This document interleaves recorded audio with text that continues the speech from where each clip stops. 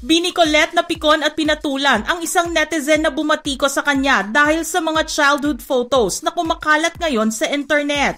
Ito ang buong storya. Trending ngayon sa social media ang isang miyembro ng Bini na si Colette matapos niya patulan ng isang netizen na bumatiko sa kanya.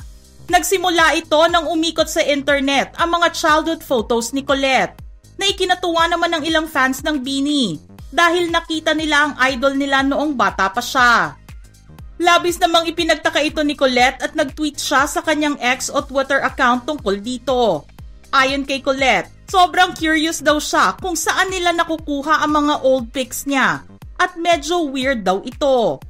Hindi naman nakaligtas ang simpleng comment ni Colette sa mga mata ng isang basher. Ayon sa netizen na ito na nag-tweet sa mismong comment ni Colette, bakit pa daw nagpa-famous si Colette kung ayaw naman pala niya ma-stalk at makita ang digital footprints niya? Bakit daw nang aaway si Colette ng mga supporters niya dahil lang sa kumakalat na childhood pictures niya? Sana daw wag gawing personality ni Colette ang inside joke daw ng pagiging angry niya.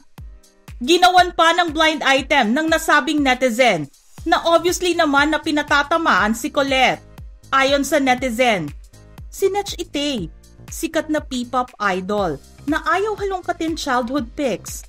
Te, wag ka na lang sana nag-artista. Mas maraming deserve sumikat at matutuwa pang kausapin mga fans nila about their childhood pics kaysa sa yung aawayin mo pa fans mo kapag may old pics sila sa'yo.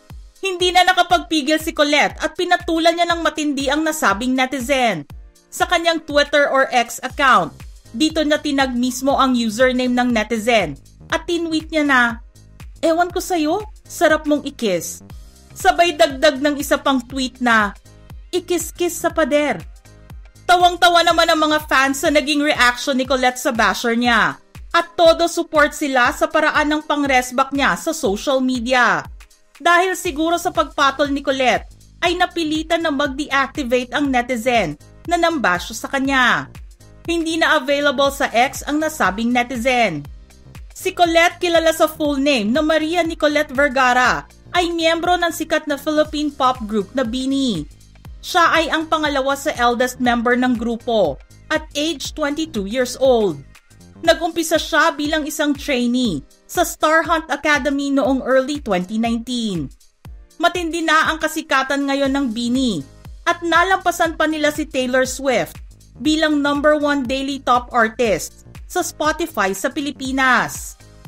Naging overwhelming ang surge nila sa Pilipinas pagdating sa music industry.